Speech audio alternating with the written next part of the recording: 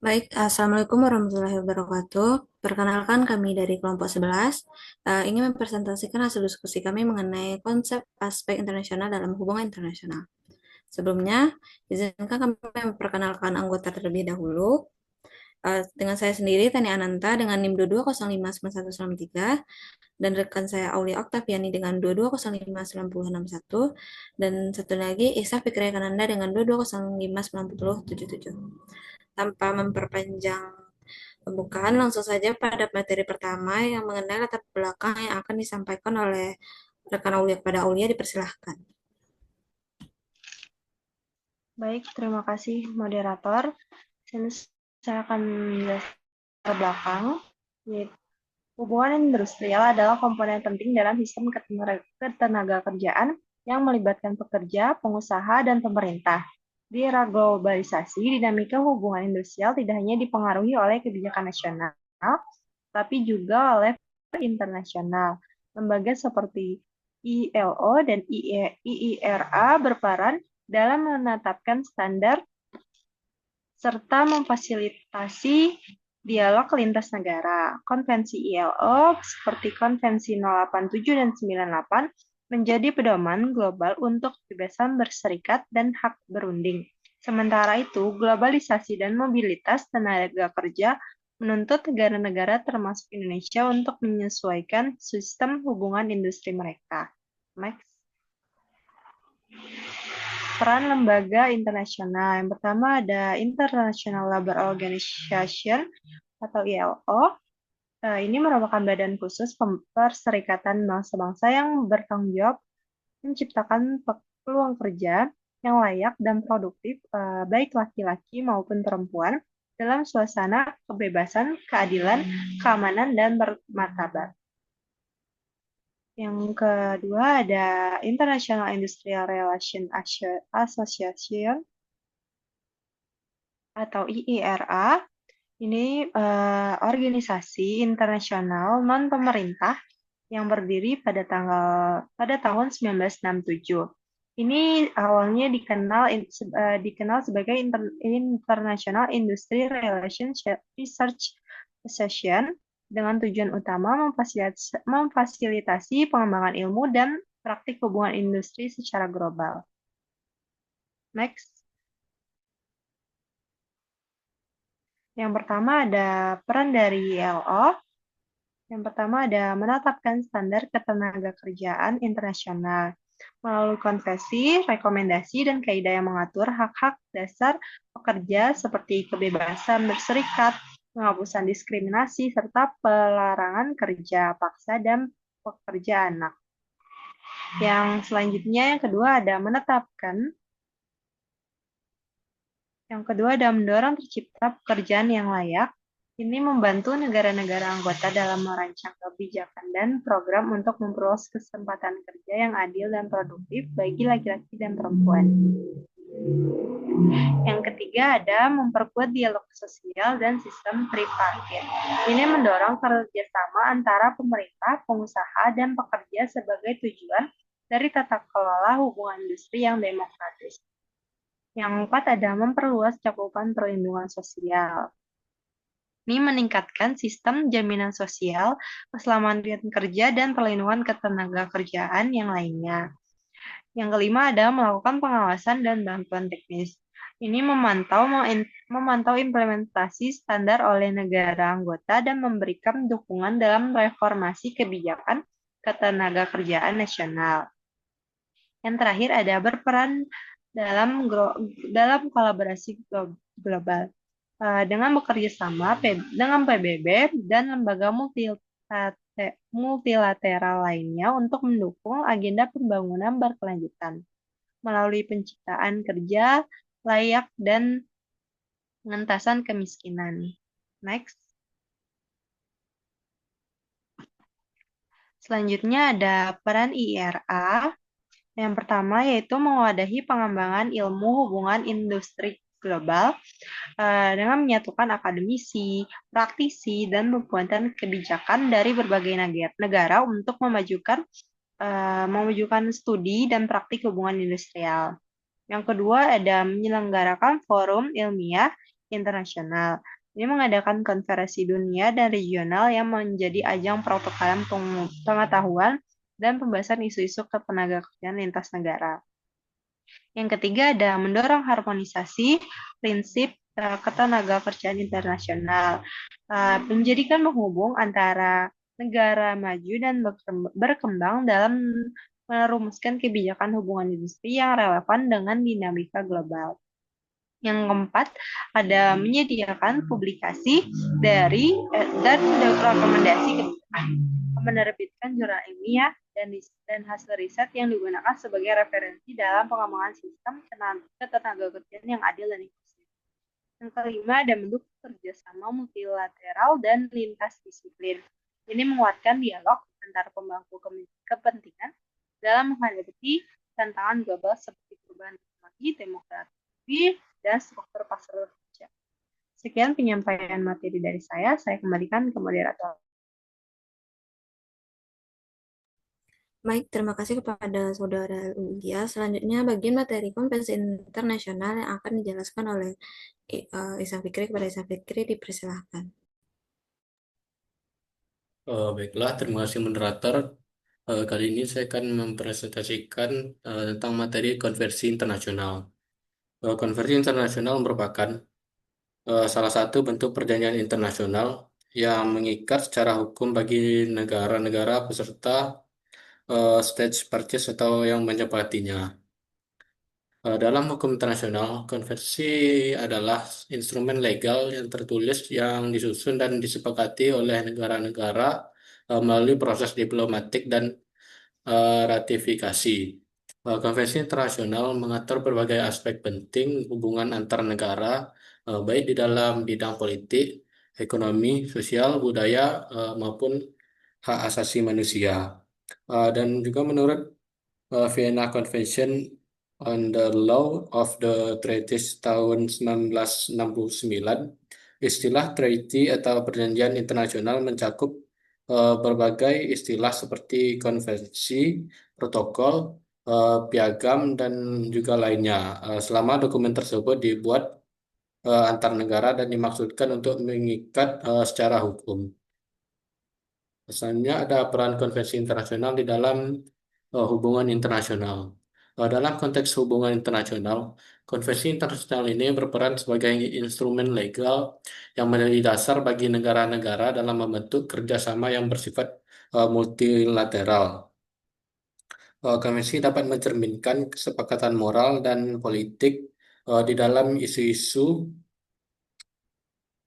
strategis. Misalnya pada konvensi PBB tentang hukum laut menjadi landasan utama dalam mengatur yuridikasi maritim antar negara. Dalam hal ini, konvensi menciptakan stabilitas dan predictabilitas dalam interaksi internasional. Selanjutnya ada jenis-jenis konvensi internasional. Yang pertama ada konvensi multilateral, yaitu merupakan konvensi yang disepakati oleh banyak negara dan biasanya dalam forum internasional seperti PBB. Contohnya adalah Konvensi Wina tentang hubungan diplomatik pada tahun 1961. Yang kedua ada konvensi bilateral, merupakan konvensi yang disepakati oleh dua negara dan hanya berlaku bagi kedua negara tersebut.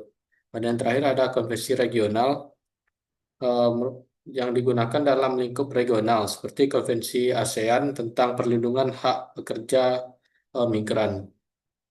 Misalnya ada proses pembentukan konvensi internasional. Nah, pembentukan konvensi internasional ini melalui beberapa tahap. Yang pertama ada perundingan atau negotiation, di mana negara-negara menyusun rancangan teks konvensi dalam forum internasional. Yang kedua ada penandatanganan atau signature, menunjukkan komitmen awal suatu negara terhadap isi konvensi tersebut, meskipun belum mengikat secara hukum. Yang ketiga ada ratifikasi, di mana merupakan proses hukum internasional untuk menyatakan kesediaan suatu negara untuk terikat secara hukum terhadap konvensi tersebut. Di Indonesia sendiri, ratifikasi ini dilakukan melalui undang-undang atau peraturan presiden.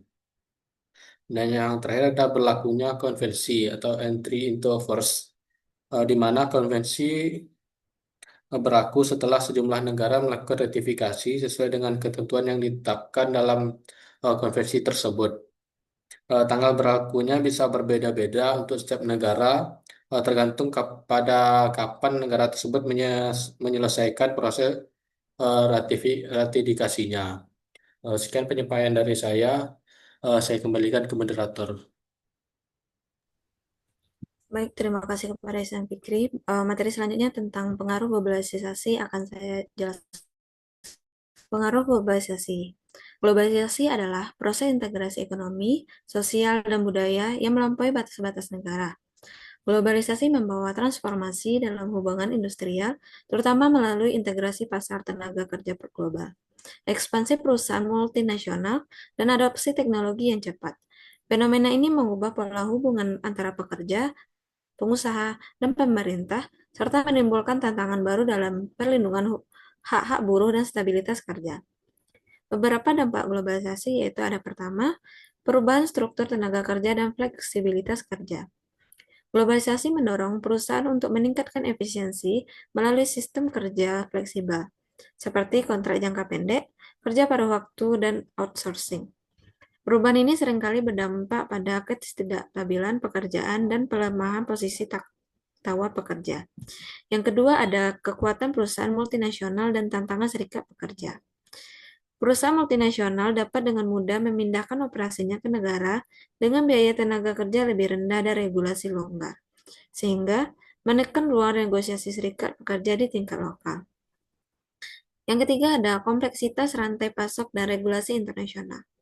Perluasan operasi lintas negara memperumit manajemen hubungan industrial karena perbedaan hukum ketenagakerjaan antar negara. Ini menciptakan tantangan dalam konsistensi penerapan hak dan perlindungan tenaga kerja. Yang keempat ada peluang untuk standar kerja internasional. Di sisi lain, globalisasi juga mendorong perlunya harmonisasi standar ketenagakerjaan melalui kerja sama antar negara dan penguatan jaringan serikat buruh internasional. Yang kelima ada ketimpangan relasi kerja. Globalisasi memperlebar ketimpangan antara tenaga kerja terampil dan tidak terampil, serta menciptakan pergeseran kekuasaan dari buruh ke perusahaan besar.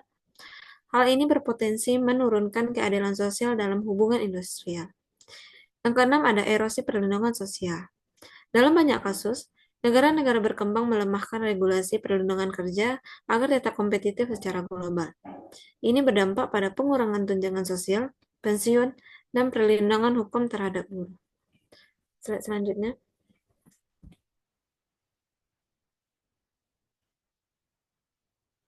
Next. Selanjutnya ada hubungan industrial di mancanegara. Hubungan industrial merupakan suatu sistem yang mengatur hubungan antara para pelaku dalam proses produksi, yaitu pekerja, pengusaha, dan pemerintah. Sistem ini bertujuan untuk menciptakan hubungan kerja yang harmonis, dinamis, dan berkeadilan dalam rangka meningkatkan produktivitas dan kesejahteraan. Di tingkat internasional, International Labour Organization atau ILO berperan dalam badan dan menetapkan prinsip-prinsip dasar hubungan industrial, termasuk kebebasan berserikat, hak berunding bersama, dan penghapusan kerja paksa serta diskriminasi di tempat kerja. Hubungan industrial di mancanegara menunjukkan adanya keberagaman pendekatan yang dipengaruhi oleh ideologi, sistem hukum, struktur ekonomi, serta nilai sosial dan budaya masing-masing negara. Globalisasi turut memberikan pengaruh signifikan terhadap dinamika hubungan industrial, sehingga interaksi antar negara dalam bidang ketenagakerjaan menjadi semakin kompleks dan berkaitan. Hubungan industrial di beberapa negara maju dan berkembang. Pertama ada negara Jerman. Sistem hubungan industrial di Jerman dikenal dengan model Mitbestimmung atau co-determination, yaitu sistem di mana pekerja memiliki hak untuk terlibat dalam pengambilan keputusan di perusahaan, termasuk melalui keanggotaan dalam dewan pengawas. Perundingan kolektif dilakukan secara sektoral antara serikat pekerja dan asosiasi pengusaha. Bukan hanya di tingkat perusahaan, negara berperan sebagai fasilitator melalui hukum ketenagakerjaan yang komprehensif. Yang kedua ada Amerika Serikat. Sistem hubungan industrial di Amerika Serikat cenderung bersifat liberal dan individualistik. Negara hanya menyediakan kerangka hukum minimum seperti National Labor Relations Act atau NLRA 1935, dan mayoritas hubungan kerja ditentukan oleh kontrak antara pekerja dan pengusaha. Tingkat keanggotaan serikat buruh di Amerika Serikat relatif rendah dan perundingan kolektif dilakukan secara terbatas di tingkat perusahaan. Yang ketiga ada negara Indonesia. Di Indonesia, sistem hubungan industrial diatur dalam Undang-Undang Nomor 13 Tahun 2003 tentang Ketenagakerjaan dan telah disesuaikan dengan Undang-Undang Cipta Kerja. Hubungan industrial bersifat tripartit, melibatkan pekerja, pengusaha, dan pemerintah. Tantangan yang dihadapi antara lain lemahnya penegakan hukum ketenagakerjaan, rendahnya kualitas perlindungan kolektif, dan minimnya perlindungan terhadap pekerja informal. Sekian dari materi saya. Materi bagian kasus akan disampaikan oleh Ihsan Fikri. Pada Ihsan Fikri dipersilakan.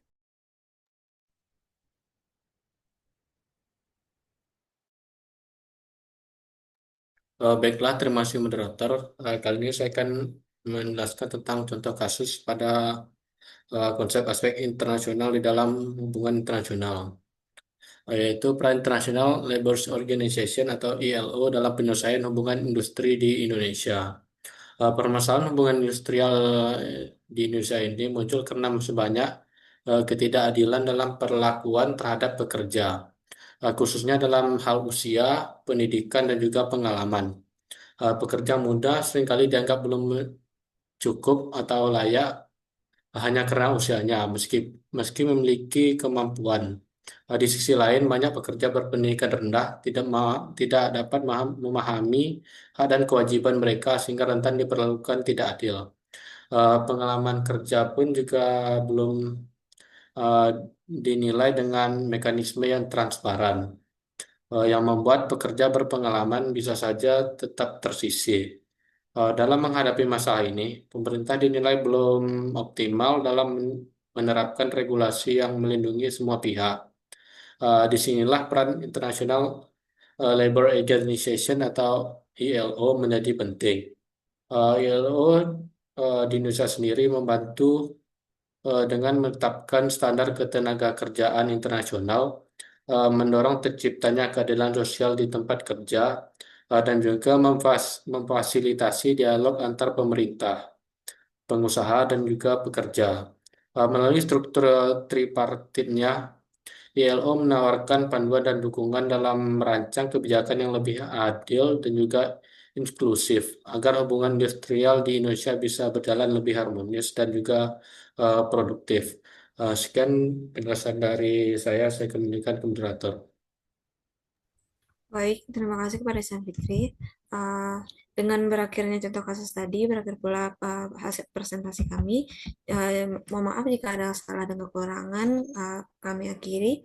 Wassalamualaikum warahmatullahi wabarakatuh.